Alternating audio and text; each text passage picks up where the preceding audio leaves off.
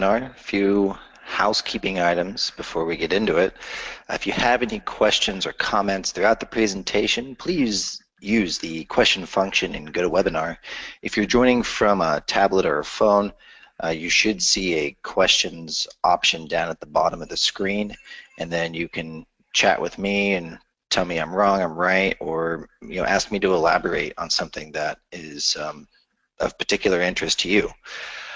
If you're looking to hear anything in particular, you can make note of that as well, and if I don't get to it in the webinar, we have the question and answer function at the end. We will be recording this session, so you'll all get a follow-up email with the recording so that you can forward it on to anyone else who might be of interest. So there's our housekeeping, so let's get into it. So ransomware, the inevitable kick in the arse.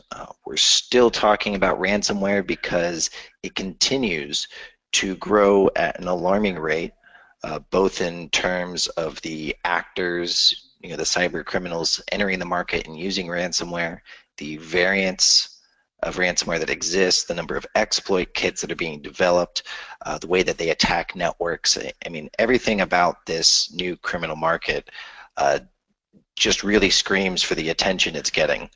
And right now we're going to be talking through, really where it came from and why it's such a big threat and why a disaster recovery as a service option is your best contingency plan, and talk about what Infrascale does and how we can help you there, and then we'll end up with some Q&A.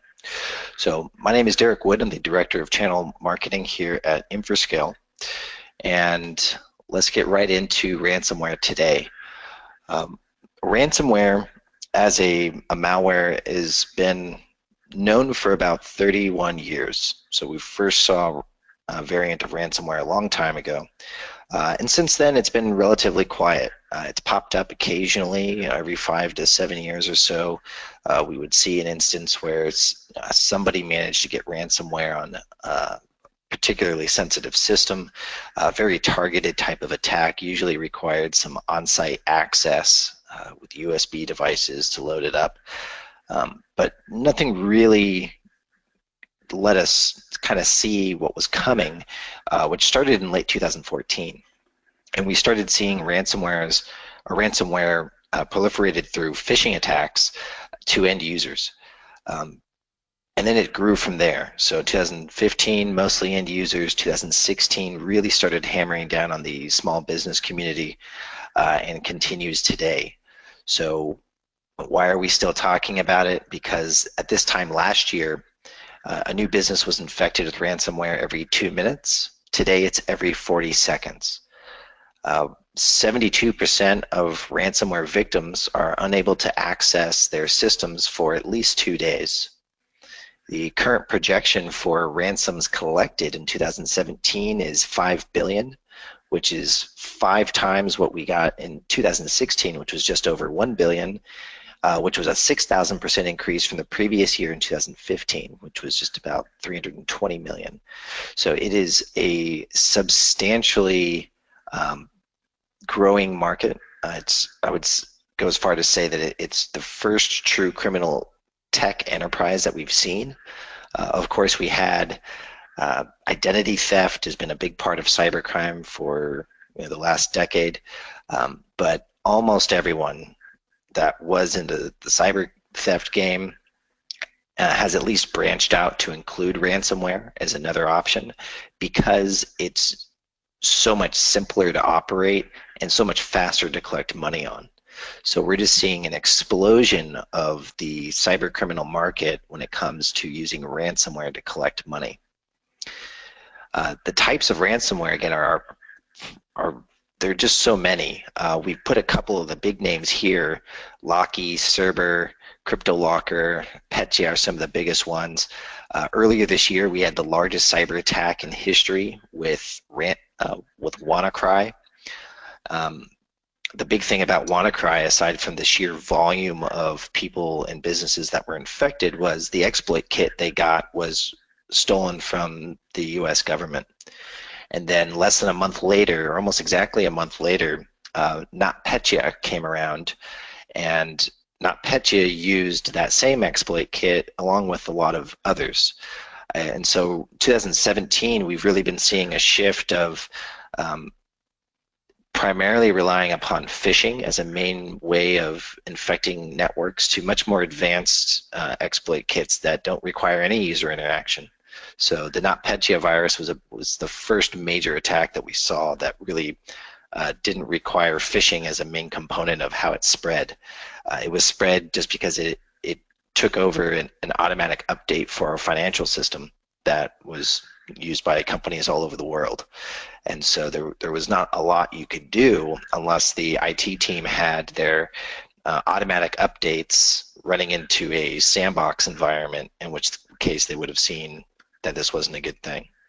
Along with ransomware, we're seeing the growth of a market called ransomware as a service. So software companies building ransomware packages and then selling them on the black market for very, very cheap, as low as just a couple of $100. On top of that, we're seeing a new resurgence in cyber hacking organizations creating exploits to be purchased. So the group called Shadow Brokers was the group that released the Eternal Blue exploit used by WannaCry, which was stolen from the NSA. That was only one of 18 different exploits that they stole. And since then, they've released all the other exploits, and they've even started up a new Exploit of the Month club that you can subscribe to. So the reason we're still talking about ransomware years later is because this isn't just a single vulnerability or a single company at play. It's an entirely new cyber criminal market that's emerged off of this type of malware, and it's something that everyone needs to really take part in.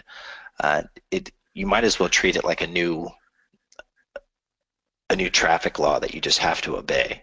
Ransomware is a part of our computing lives, and if you don't set yourself up to be protected from it or to be able to react to it, then you're going to have a bad time. Even when you look at law enforcement, usually when you think ransoms and hackers, you think, okay, well, the law enforcement's going to be there to help us. Well, they're just as vulnerable, and it's even more impactful when these public sector agencies get targeted, because if they don't have their backups in place in the correct way, it can back up the entire judicial system for that area. If a evidence server gets corrupted, then in a court of law, there's too much doubt to whether or not that evidence has been tampered with. And that's something that is going on in a number of different areas all over the world right now. Specifically, we have one in Texas that we actually have some firsthand experience with, or secondhand rather. And it's not just about compliance. Compliance takes a lot of time to get up to date.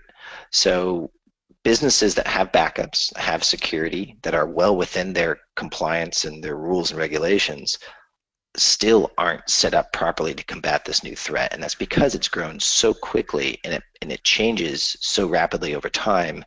It really becomes absolutely critical to be proactive, to make sure that you have experts that know how to deal with ransomware, that are keeping their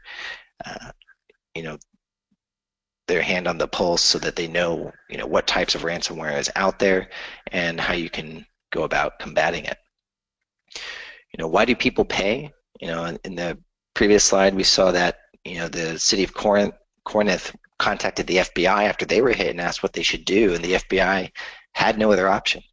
And it's not just because the FBI is dumb or incapable. When you get hit with ransomware, there are only two options. You pay out the ransom, or you recover from a backup. It's very few and far between the variants of 2014 and 2015 where they were using somewhat unstandard custom-built encryption algorithms that could be cracked or hacked. This is not a scenario that we see. Organizations are using military-grade encryption libraries, the same libraries that we use to protect from identity theft. They're using to lock your data and then demand Bitcoin payment for it. The reason they're using Bitcoin is because it's anonymous and it's untraceable. So it simplifies their steps to actually take that money and have it be useful, which is one of the biggest problems that criminal organizations using identity theft have, which is how do they clean that money so that they can actually use it. It's a very complex process, and the trails exist, but with these cryptocurrency options today, it makes it that much easier for these criminals to get away. So as much as there is an advantage to these cryptocurrencies, there's of course the unintended consequences of cybercrime. So we're going to take a quick break and do our first poll. Which single data protection challenge are you facing today?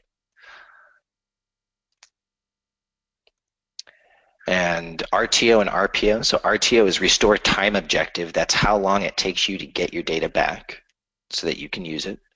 And RPO is restore point objective. That's the frequency between the backups. So are you running hourly, are you running daily? Having a smaller RPO is a good thing because that means you have less exposure to losing data because you're protecting it more frequently.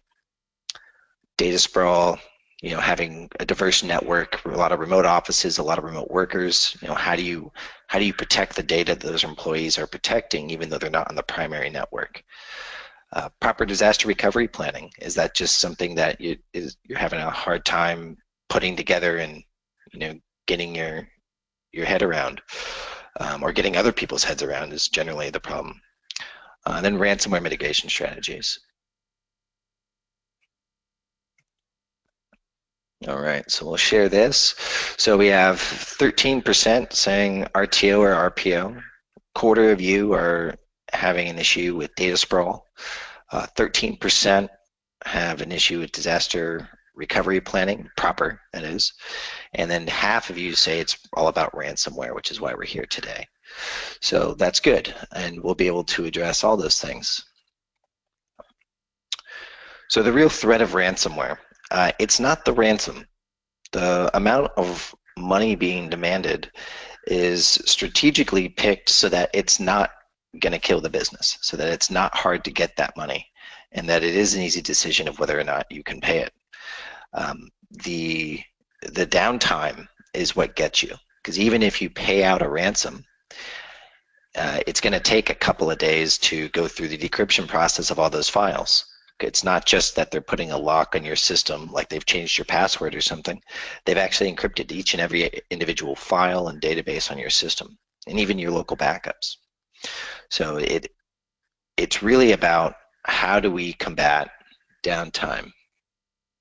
Oh, sorry, screen share is off now.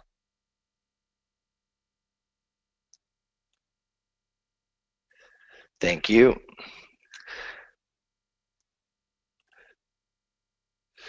So here we are. Hopefully you guys didn't miss too much. There's just some slides.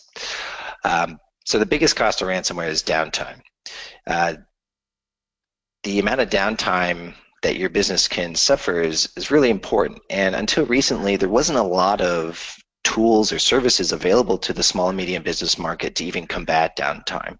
So we had to pretty much make do with data loss protection policies. So, okay, we're not going to lose the data, but as far as getting our business back up and running after something major, we're just going to have to roll the dice. And before ransomware came along, that was somewhat okay. For the most part, a situation where you have to do a full site recovery or recovery of more than just a single machine usually came in the event of a natural disaster.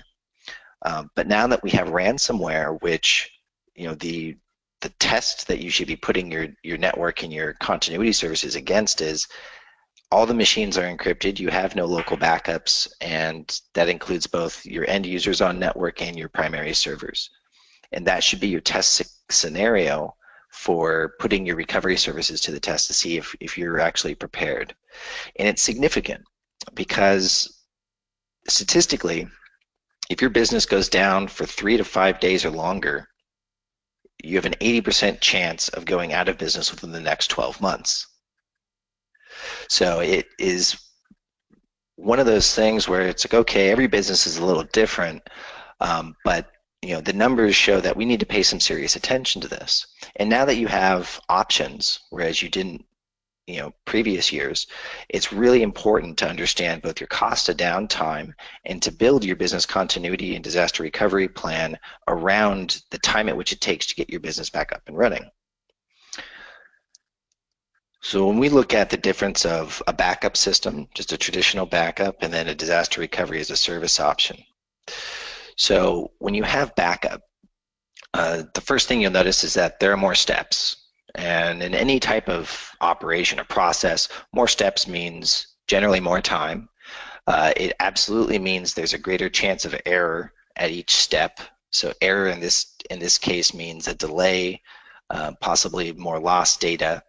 And in terms of ransomware, there's some other issues in your first steps, but we won't get into that right just this minute. But in general, the backup system is really focused on the data it's grabbing and then moving, and then it's going to move it back where you want it. And then that's where the backup system begins and ends, is with that data. Disaster recovery as a service is really concerned with your ability to operate. And that's a significant difference. So when you look at step 6 as the first step at which you're actually interacting with your backup system versus nearly the first step once you get access to your system. We even kind of artificially added some steps in here, like a login step. We didn't have a login and download. But disaster recovery as a service is right-click, boot to the cloud. You're given remote access, and you can end that downtime very immediately. With backup, there are a lot of different steps to go in because it doesn't take this recovery preparation into account. It's just holding your data. So backup is primarily for data loss prevention, and disaster recovery as a service is to eradicate downtime. So we have a use case to kind of go over, and I'll use this to explain the differences of things throughout the rest of the presentation. But last winter, we had a customer, or a partner of ours, I was actually working with, and during one of the training sessions we were doing for their team, I started getting some very pointed questions about ransomware, very specific, and they kept getting more and more specific. So I asked the question, are you guys currently facing ransomware? And they said, yeah, and it's not going so well. I said, well, tell me what happened. They said, well, we're not sure which variant it is, but it encrypted our backups that were on site as well, and it's done so at every location that it infected. And we're trying to scramble because we don't really see an option other than trying to pay this out and then having to go through a decryption of everything that they have. And by the way, there's a kind of a 2 in 5 chance that if you pay, you may not get your data back, whether it's because of the files being corrupted during the encryption process, or just because you ended up with a pretty shady group of ransomware criminals that aren't really living up to the standard. All in all, what happened was they spent 320 man hours trying to recover, and they didn't get everything back. It was about 3 days of full operational stop, just 100% down. And then they slowly started getting some parts of the organization up and running, but it was 2 weeks. The following week, I was talking with the owner again for a different reason, and he said, oh, did you hear about the ransomware attack we had? And I said, yeah, please tell me it's over. And he says, no, we just got hit a second time, or with a different customer. And I said, okay, I hope it's a better story. He says it is. We actually had this customer just last month got set up with Infrascale's disaster recovery as a service, and it took one technician less than an hour, and everything was back and running. And we had no issues. And for them, it changed their whole business model of what they consider required and kind of baseline security and business continuity services. Because as an IT provider, you want to give the customers what they want, but if you can't keep them operating, nothing else matters. And so they decided to kind of shift their focus to say, look, our baseline services are going to absolutely include a backup and disaster recovery system that allows us to actually do our jobs when this sort of thing happens. So let's go on. When you look at a full disaster recovery solution. It is a three-pronged approach. It's not just backup or security. So the first would be, your outer perimeter security. How are you protecting your network? What comes in and out? The second layer, it would be your inner perimeter security. How can you contain issues that do occur? Do you have virtual networks in place? Do you have advanced heuristics and anti-malware programs that can kind of identify anomalies in compute and what they're touching? If you do discover an issue, does it help you identify where it came into the network and identify what it was? Because there's a lot of time that can be spent just trying to discover, what happened, where, and why. And then, of course, you have to have a mitigation plan. Prevention's not 100%. We know that. It's not something that anyone argues. So when your prevention strategies do fail, what options do you have to move forward? And that's where you have to come into a backup and disaster recovery plan that takes these new threats into account. And unfortunately, for many people, their mitigation plan wasn't updated with the threat of ransomware. And so their local backups were taken out of the question. Their speed of the recovery didn't allow them to choose to use their backups. If they had a tape-based system, for instance, maybe it's going to take them a full week to get back. So paying out a few $100s and spending a couple of days decrypting data is a much more affordable solution rather than having still 3 to 5 days of downtime, which hits our critical capacity of staying out in operation. So why is disaster recovery as a service your best contingency plan? Well, first, it's brand new, right? So as technology develops, that's the whole point. It's a tool to help things along faster. What we've had available traditionally has been offsite tape backup, cloud backup, an appliance-based backup. And in the SMB market, this is pretty much what we could afford. Now, the thing that all of these have in common is they don't take into account a full business operation as the end goal. That's just concerned with the data. And that's because none of these are expensive enough to account for having a recovery environment. And then you look up market into what DR strategies did exist. You have cold site, warm site, and hot site. And these are so vastly expensive. It's just, you need $250,000 just to have the introductory conversation. The reason they're so expensive is because they've purchased and they're maintaining your recovery environment, so it's there when you need it. There's a lot of hardware and a lot of manpower behind that. Because of Infrascale's cloud expertise, we built our own backend to meet the goals that we wanted. We leveraged the cloud to be that recovery environment. And we've done so in a way that it's very affordable while keeping the power of systems that would have been unheard of to even discuss, just a waste of time to even bring up. You only bring it up in the context of if money was not an issue, what would we want in place? And you say, well, we want hot site DR. This DRAAS Nirvana that we've developed for you all is because of our expertise in cloud computing and our experience with that. We're also one of the first companies in the market to really address and acknowledge the ransomware issue. So it was clear to us in 2015 that this wasn't just a new vulnerability like an SSL vulnerability like with Heartbleed or anything else. It wasn't going to go away. So we looked at what we had to assist people, and we came up with this anomaly detection function where we already see how many files are changing just by numbers whenever a backup runs. New files, deleted files, modified files. And by looking at that at a per device level, we can identify, hey, there's no way Pat in accounting changed 5,000 files yesterday. He's on a current velocity of changing 1,000 files an hour. We know physically Pat can't do that, and historically Pat's changing 2 or 3. You should go take a look at this. That was our first step, and then the second was we just added a actual ransomware file type identification tool. We actually have a database of file types that are known to be associated with ransomware variants, and it's updated in real time. And if we identify any of those during a backup, then you get an error saying we've identified a ransomware variant or file on your system. You should go take a look.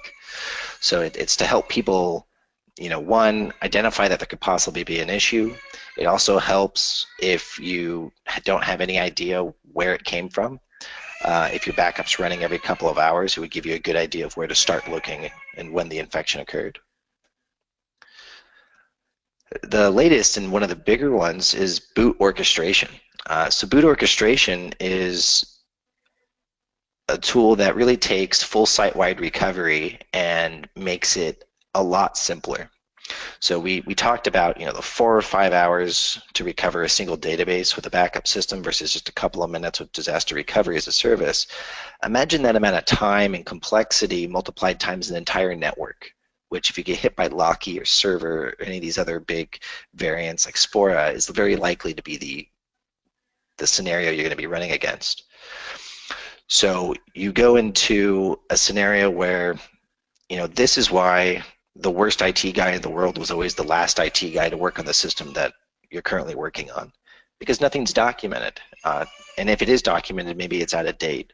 So while your techs are trying to recover and, downtime is going, money's burning, they're trying to figure out what's going on with the network. So they're learning as they're going. It's not just point and click. We built out boot orchestration so that you can actually document the full network recovery flow that you would need in the event of such a disaster. And it's complete with wait times. When you have systems where you need to run some scripts or some run books in between the different groups to make sure everything's properly configured and working together, then you can go on to the next group of machines or devices without running into major issues. And this is actionable. You'd actually come into the user interface, and that's what you're looking at here. You hit this run button, and it starts recovering your entire network to the cloud. And that's something that you can do day one during the setup. And then that way, when you're doing your test recoveries, it's of a full site test and with real scenarios, rather than just what's really been pretty common is, can we recover from our backups? Yes. And then the conversation ends. There's no talk about how quickly particular scenarios of ransomware or fires or floods or hardware failure, because testing all those scenarios is very expensive. It takes a lot of time. Typically a full site test recovery is a few thousand quid or $4,000 to $5,000, and that's for a rather humble environment, just because of the amount of time it takes. And now that time is saved, and you reduce the amount of error. And it's all drag and drop. It's really simple to set up. With Infrascale, we're giving you two options within the single solution. There's cloud backup, which is a software-based solution that protects data from your endpoints. So those of you who said that distributed networks were a big struggle for you, this is part of that solution. Is you can now make sure that for those endpoints where maybe downtime isn't that big of a deal, but you absolutely need to make sure that they don't lose their data that they're paid to create and work with every day. You put cloud backup out there. You could drop it across via Active Directory, or just send somebody a download link or do a manual install. We have a couple different ways to do that. And then you have disaster recovery, which would have an appliance on site, and that would protect your whole network, and you'd really be focusing on those central machines that are critical to the operation of your business.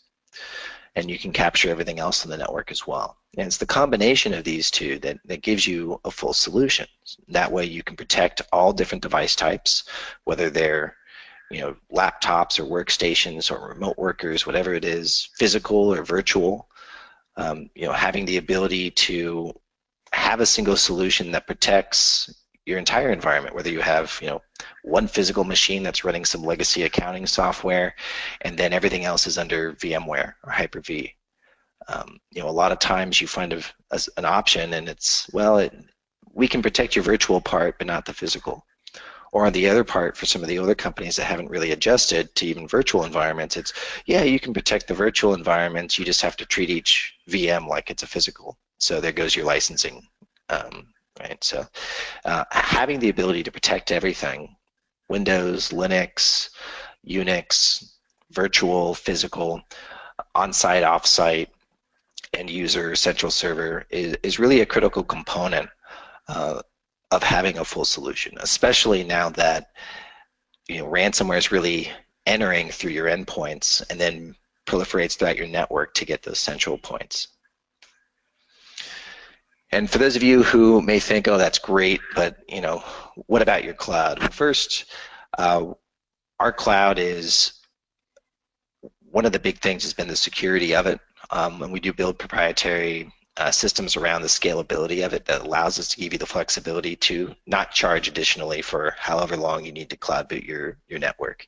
As far as we're concerned, that's the as a service part. If you need to run your network for 3 weeks while you work on cleaning up your business after getting hit by a hurricane, or you need to purchase some hardware and it just takes a lot of time, we don't charge you extra for that. That's just expected use. If you have another cloud, you have your own data center, you can put the second point there. You can go to another third-party cloud. Of course, we built our cloud for speed and reliability to failover full businesses, and it does that very well. If you're a Google Cloud partner, you can use Google Cloud for that as well. But you have flexibility in the deployment if that's a concern. Again, what does ransomware mitigation look like if you have the Infrascale system? Well, we have a guarantee of a 15-minute restore time objective for each machine into our cloud. So now you'd have your end users, they're working, you have the Infrascale appliance on site, everything on the network's getting backed up to the appliance and then replicated off-site, and then all of a sudden access drops, productivity goes to zero. So the first thing you might look at is, okay, let's see what we can do with the local appliance. You can either boot a machine on the appliance or push it back to a production environment once that's ready. If that's not an option, or maybe the production environment's going to take way too much time, then what you would do is you would use the cloud, and you would boot directly from the cloud into the Infrascale environment, and then you reconnect your users to work from there. Then you would have a very quick path to ending your downtime. Stop that bleed. Don't be part of that 80% that goes out of business within the next 12 months.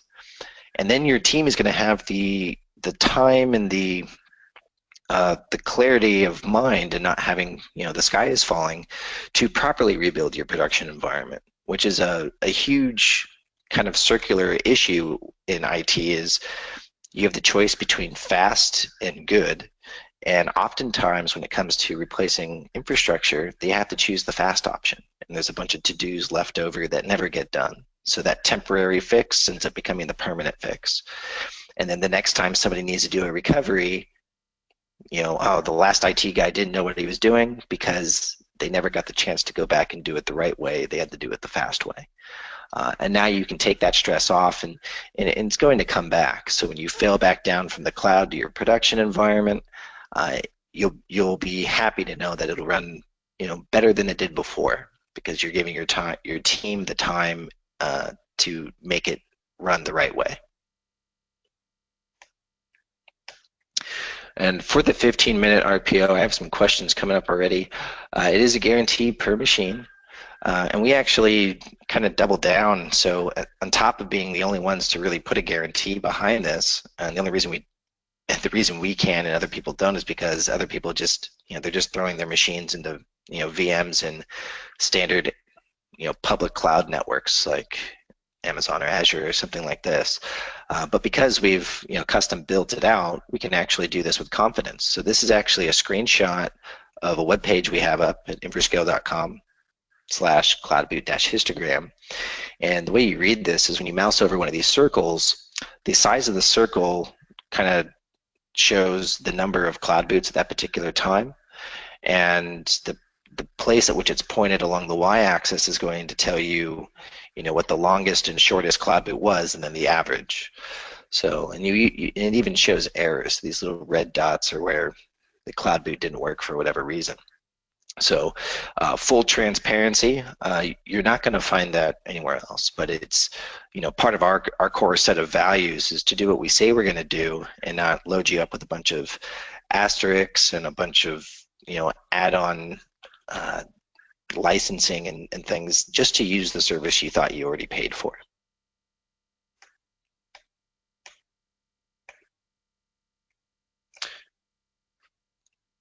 So a little bit about Infrascale, now that we've kind of gone through the presentation, is Infrascale is first and foremost a cloud software development firm. We've been in the cloud software business for quite a while. So before Infrascale in 2011, we operated under SOS Online Backup, which is still a consumer brand, and we were one of the first in the market to bring a direct-to-cloud online backup service from a hugely expensive kind of SME play down to the mid-market. And we're doing that with disaster recovery under Infrascale today. So we are very much a cloud software company. It's in our DNA, and that's why we've disrupted the market so quickly. In 2015, we got kind of a cool mention, like, oh, this company's doing interesting things. In 2016, we were mentioned by Gartner as a leading visionary in the space, meaning that not only where we were going was very interesting, but seemed to be ahead of what everyone else was doing and what the market needed. And then 2017, we were named a leader. So we're now a leader in the space. The market's kind of following our lead, and the reason is because, like we showed, a lot of the trade-offs is, a lot of the DR players in the market today don't really have any expertise or experience in cloud. So you find that the cloud piece is rather bolted on. So you don't get the flexibility. You have a lot of pass-through costs from different licenses of third-party technology, and you don't find that with Infrascale because we don't have that. Saw a couple questions that this will answer. So how does it work? How does it set up? Well, we have the cloud backup on the left and disaster recovery on the right, and these are your machines, physical, virtual, whatever. On the left, you have an agent that gets installed, and then it backs up directly from that. For your physical environments, it's also agent-based for disaster recovery. And then for your virtual environments, it's fully integrated in with the VMware and Hyper-V APIs, so that once you create the connection to that hypervisor, it automatically pulls down all the machines. You can automatically set those to be backed up in a certain way. It gives you a lot of flexibility in how you want to recover. New virtual machine, overwrite, new virtual host, overwrite, a lot of options. And then once from that level, it gets written to the appliance and then replicated to the cloud. On cloud backup, it just goes straight to the cloud. So perfect for those, remote offices that don't have a lot of central servers or people who are doing a lot of travel. And this, of course, is all managed from a central dashboard where you can see all the devices that are being backed up. You can push new policies so that you can very quickly and remotely make changes. I had the other day, one of our partners told me he had to call me back because he had a customer that got hit by ransomware. He called me back 2 hours later and said, yeah, I just did a full site recovery for a customer of mine in Wyoming, and he was in New Jersey at the time. And he did it from the side of the road with just an LTE stick plugged into his laptop. So that's kind of the control that we give the team that's responsible to get things back up and running. As far as the security's always been a focus of ours. So making sure that when we work with high security needs clients, we're going to meet every compliance they need to meet. Whether that means just based on the software, like here, this graphic shows that we're encrypting the data before it leaves the device. We're sending it over an encrypted tunnel, and then it remains encrypted once it's at rest. And this is an important security and privacy function. To make sure that we meet all the compliance that is out there. So whether you're working in healthcare, law, finance, for those of you in the EU and the UK, you have GDPR, which is a coming soon doc. So we'll have our statement on that in the coming months. But compliance and certification has always been a strong point of ours. In fact, today we are the only cloud backup and DR provider in the United States that is CJIS compliant, which is necessary for all law enforcement agency work. So CJIS is the second largest department in the FBI. So basically anyone with a badge is going to need to be CJIS compliant, and we're one of the few options. And this is just a little poke to see, what the neighborhood looks like in the leader quadrant. So if you want to pick a leader in disaster recovery as a service, you have Infrascale, and then you immediately 10, 20x your budget and go to IBM or SunGard. So we've done a good job, and our expertise is in cloud software development has really led the way to this, and our commitment to helping businesses of all sizes eradicate downtime and data loss is also a big part of what we've done here. All right, so we'll end it with this last poll and then go to questions.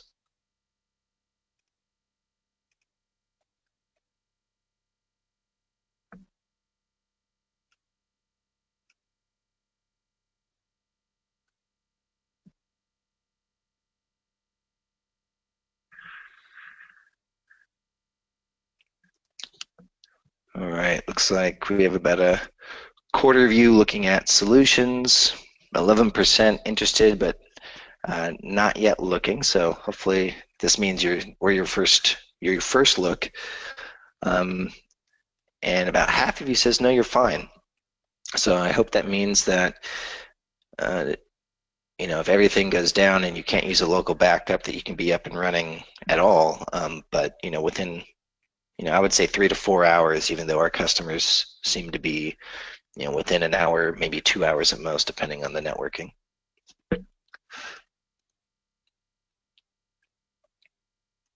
Okay, so now I'll take some questions.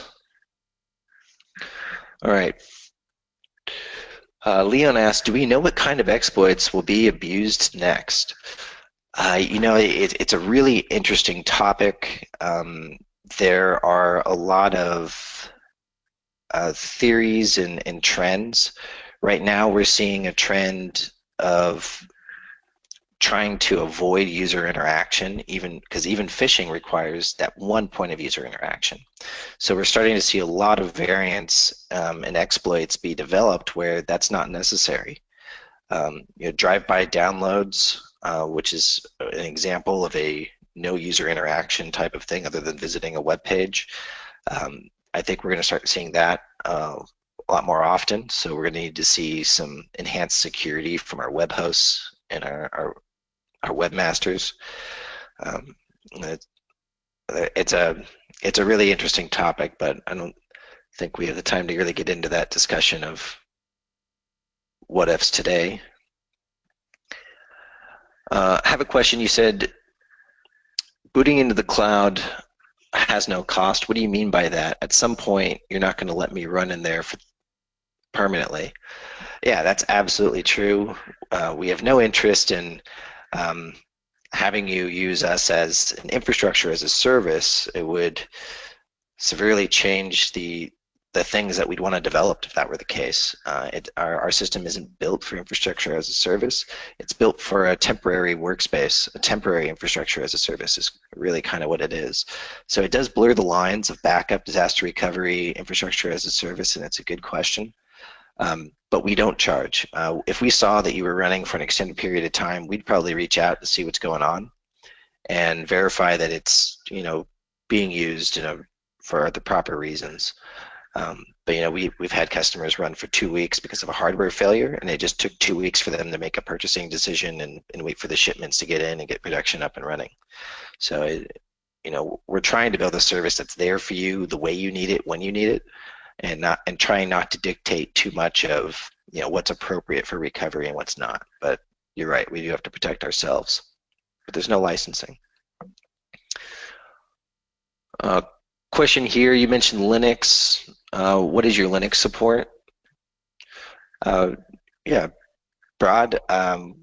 we support all the major variants of Linux for not just backup, but for cloud booting into our environment. So you would have it as part of your boot orchestration workflow.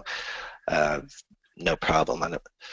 Maybe take a look at some of our sheets, or give us a call, and then you can get more specifically what you're after.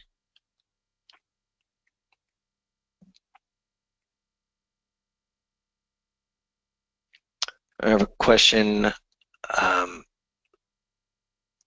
Does Infrascale take care of the actual recovery in the event of a disaster? Well, I would say yes or no, but kind of yes. So we're here to help you in any way we can. Infrascale is very much a channel-focused company, so we partner up with IT experts all over the world who would run point on that.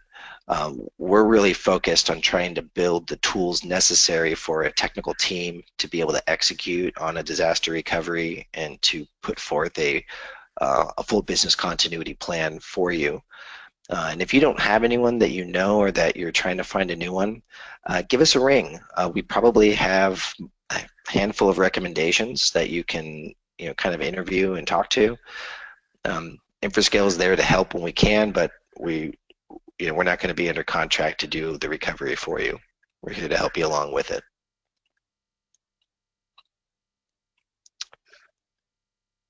Here's another good question. Do you charge extra for declaring a disaster event?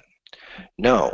Great question. This is something that it's a pretty old school thing to do, but it kind of goes back to a kind of an old school infrastructure setup where you would have to declare a disaster to your provider, and then that would, one, trigger cost, and then they would actually have to go make some infrastructure changes so that it would be available for you to recovery, or for you to recover rather. We don't do any of that. You can test as many times as you like. You can do full real recoveries as many times as you need, and there's no additional cost to you. What are the additional costs for onboarding or support? Nothing, nothing, and nothing. It's all included in part of the program. What do you think about Acronis Backup Advanced as a solution for a disaster recovery scenario? Well, Acronis is a big name. I'm sure they've done a good job, but I'm also pretty sure that we were named a leader because we're doing a better job than most everyone else. So I don't know what their restore time objective guarantee is, but if they're catching up to us, that's it's impressive. How much do I have to pay for maintenance upgrades for the appliance? Also a great question. Part of the as a service is that we're going to make sure that that appliance is running the entire time that you're paying for the service. Makes sense, right? Seems common sense. You'll find that it's not so common. A lot of times you'll have the cost of the service, and then there will be a cost nearly equal to that just to make sure that the hardware is running. It's our product, it's our service, it's our guarantee, and so we just felt that it was just kind of a common sense approach to make sure that we will have it updated. We don't want you to have to incur an expense, and then you trying to avoid an expense means you get a failure. That's no good for either of us. It's a good question there. All right, questions are starting to slow down. I have one last one about compliance. You guys mentioned you're the only CJIS compliant option in the US, but what about Azure Government Cloud and Amazon Government Cloud? Right, so Amazon and Azure, they are public cloud offerings, and they have clouds that have different compliance measures set. Our CJIS compliant cloud is actually operated and owned by all law enforcement, either active or retired agents, and it's all they do. When you go to Amazon, that's why they had the breach. Their government cloud was breached just a couple of months ago. Pretty good timing for that question, I guess.